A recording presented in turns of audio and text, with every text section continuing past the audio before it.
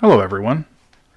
During his time preaching here on earth, Jesus traveled to many towns and communities and spoke to tens of thousands of wondering and eager listeners. He taught about many things and told many parables and stories. He instructed us and set an example of how we should live our lives, to love each other and to love and worship God. At each new location he visited, did he deliver the same standard set of topics and follow a predetermined script? Possibly, but I doubt it. His message and ministry were always consistent, but the miracles were unique to the circumstances and his parables given as more specific and personal messages to each community where he taught. Those that were blessed enough to be able to hear Jesus' words directly were deeply affected by his message and by the authority with which he spoke. The news of Jesus quickly spread far and wide. Masses of people desired to hear about him and about his works of miracles, his casting out of demons, and his exceptionally meaningful message. The words that Jesus spoke were told and retold across the land, and the oral tradition began. There are no known contemporary writings about Jesus or his message around the time of his ministry and death. That's not to say no writings were made of Jesus during that time. It's just that there is no evidence it occurred. It's not until a couple of decades later, when Paul sends letters to various Christian communities, do we first see writings about Jesus. It takes a few more decades for the first Gospels to appear in written form. The oral tradition, then, is and must be our bridge between the words of Jesus being spoken and the words of Jesus being written down.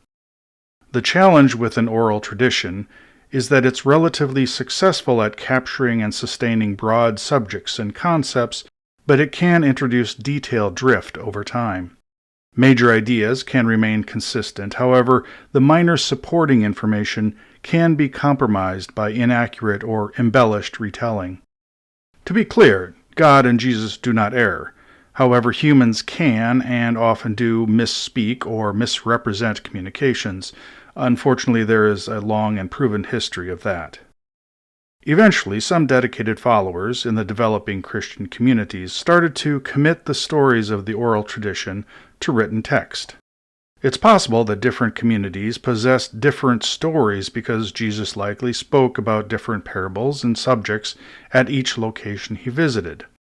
The spread of information through the oral tradition would have evened out the availability of those stories across the land. However, could there still be differences between the communities? I think so. Different parts of the Scripture were being created in the different Christian communities by taking the available oral stories and writing them down. And much like with the oral tradition, the written version of the words of Jesus were being copied and recopied and had the opportunity to be shared from community to community. Unfortunately, we have no definitive proof of the very first writings because none of those first-generation early writings still exist. At least none have been discovered so far in the last 2,000 years. Over time, Christian communities would likely gather the writings available to them together and group and arrange them into what would eventually become the scriptures we have today. These efforts would have been accomplished by early dedicated followers that had access to the various writings, and the work might have been performed under the direction of influential and wealthy members of the Christian community that could afford to pay for scribes to copy and organize the text. Next is the point where our Gospels first come into existence. The majority of biblical historians and researchers believe that the Gospel of Mark was the first to be written of all of our 4 canonical Gospels. The language in Mark is less refined and tends to be more simplified in its sentence structure and wording. Next were the Gospels of Matthew and Luke, in that order.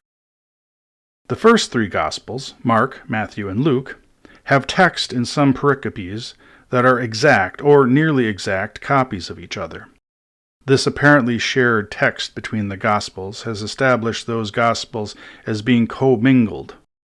Mark, Matthew, and Luke have come to be known as the Synoptic or same-seeing Gospels. The overlapping text in the Synoptic Gospels is categorized by different combinations of sharing between Mark, Matthew, and Luke. Text that is shared among all three Gospels is considered triple tradition.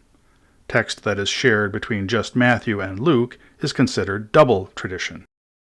Most biblical scholars agree that text from Mark was used by both Matthew and Luke, either directly or indirectly. However, Matthew and Luke also share text between them that is not found in Mark. This specific sharing of text introduces the question of its source. Where did that shared text of Matthew and Luke originate? There are two basic hypotheses on the source of the Matthew plus Luke double tradition text. The first is the Farrer hypothesis, which proposes that Matthew copied text from Mark and then added to it from other sources not used by Mark. Later, Luke would copy Matthew, indirectly using the text from Mark and the additional text from Matthew. The second hypothesis is the two-source or Q hypothesis. Q comes from the German word Quelle, meaning source. This hypothesis speculates that an additional source besides Mark was available at the time to both Matthew and Luke. They both copied text from Mark, but they also had access to and copied from the other alternative source, Q. The challenge with the Q hypothesis is that the Q manuscript has never been found or even confirmed by other historical evidence. The Q hypothesis does well to explain the shared text between Matthew and Luke. However, in reality, that source may not have ever existed.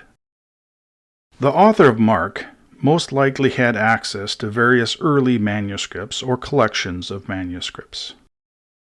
The author of Matthew had access to Mark as well as other early manuscripts or collections of manuscripts, and possibly the Q manuscript if it existed. The author of Luke had access to Mark, probably had access to Matthew, and other early manuscripts or collections of manuscripts. The Q manuscript might have been available, again, if it existed. Finally, we have the Gospel of John. There are a small number of similarities to some text in Mark. However, there appears to be little, if any, sharing between the author of John and texts in Matthew and Luke. Other early manuscripts or collections of manuscripts might have also been available to the author of John. However, if those older manuscripts were used as sources, then text was selected from those older manuscripts that was not selected by Mark, Matthew, or Luke. The Gospel of John introduces some of the most beloved and important Christian stories and themes, and it does raise the question: if the author of John found those stories and valuable themes in earlier available manuscripts, why didn't Mark, Matthew, or Luke recognize the incredible importance of those texts and include them in their own works?